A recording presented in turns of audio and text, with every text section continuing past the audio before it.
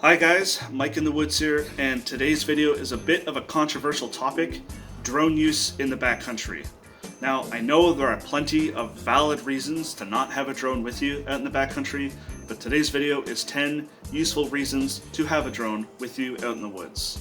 Real quick before we get started, if you find the video interesting, please hit the like button. If you're new to the channel, consider hitting subscribe. Leave your thoughts in the comment section down below, and let's get started. Number 10, documenting your journey.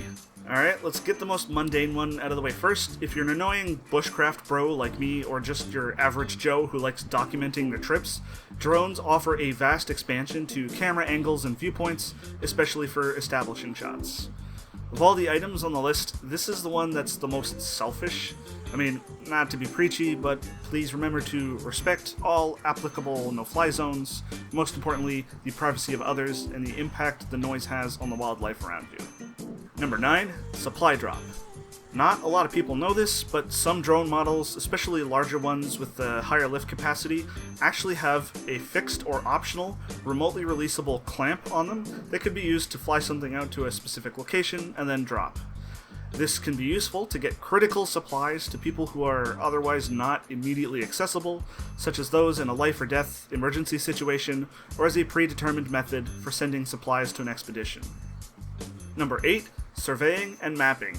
If you have a large acreage property, using a drone to survey it is one of the fastest and most cost-effective ways to do it.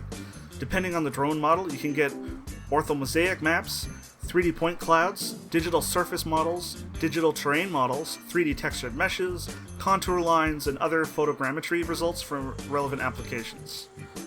Number 7, signaling for help. Having more ways to signal for help in the case of an emergency is never a bad thing, and drones offer unique ways to do it. You can fly it up above the tree line directly above you with something attached to it, such as a twisted aluminum strip for reflectivity, or maybe a flashlight blinking the SOS code. Or if you're injured and can't move, you can attach a note to it and fly it to a ranger station, other campers, or any other known location of people who can help. Number 6, checking on environmental dangers. Let's say you're in the middle of a thru hike and some hikers passing by in the other direction suddenly tell you that there's a nearby forest fire. Or you're worried that snow on a certain pass is not traversable, or there might be flooding, the list goes on. Rather than risk life and limb to expend the energy hiking to the danger area just to see if that's the case, you can fly your drone out to investigate. With a real-time video feed from a high-definition camera, you should be able to easily see what's going on, saving you wasted energy, miles, and most importantly, potentially saving your life. Number 5, getting your bearings. Even to the best of us, we get lost sometimes. Or we may know roughly where we are, but not exactly. By flying your drone up and getting a bird's eye view of the area, you can see nearby water sources, where the trail goes, clearings, and anything else that might help you get to where you need to go. Number 4, search for missing people. Whether from a part of your group or to help another, if someone gets lost, a drone can be a great way to try and find them quickly and safely. If they were close by and got off trail, or if you're worried they got hurt, if they were smart enough to be wearing high-vis colors, you should be able to spot them from way up in the air, giving you direction to get to your or the other party's lost compatriot. Number 3, route planning. If you're on a less traveled trail or you're not 100% if a particular trail fork goes where you need it to go, throwing your drone up in the sky to follow the trail can give a good indication of which direction you need to head. Or sometimes trails are not very well maintained and you're not even sure if you're on the trail anymore. The drone can hop up and search for signs of where the trail is more worn down and visible. Or maybe there is no trail and you're bushwhacking and you want to make sure you're not heading to a dead end. And I've actually done this myself once or twice. Number 2, checking for landmarks. If there's a specific place nearby that you wanted to check out that you weren't clear on how to get to, or you wanted a better view of nearby landmarks for orienteering purposes, a sky view of the major landmarks around you can help you get better results than trying to do so from the ground. And number 1, scouting for hazards. Potential landslides, sketchy bridges, serial killers. Grizzly bears and other wildlife are just some of the potential hazards that could be lurking for you out in the bush.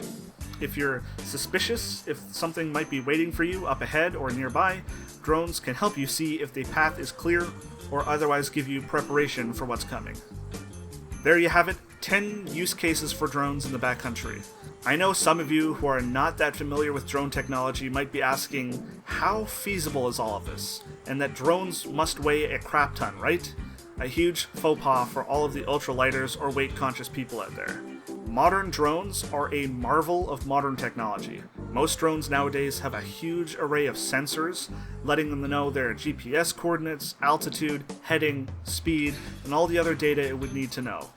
So you get a live video feed in HD or even 4K as you're flying, and in the event of a situation like signal loss, your drone will actually fly up to a preset altitude and return to you and land all on its own. You can actually also manually trigger this behavior if you lose track of where your drone is. And you can get all of this in a drone that folds up into the size of a smartphone, has up to 30 minutes of flight time, and weighs only 249 grams. The particular model I'm referring to is the DJI Mavic Mini, which I will leave Amazon affiliate links in the description down below for those interested. Like I mentioned at the start of the video, I know that drone use in the wilderness is a huge point of contention. Just as I listed 10 pros for drone use, there are an equal number of valid reasons people cite to not bring drones out into the backcountry. And I will for sure do a list on those in the future, so be sure to subscribe to be notified of when that video comes out.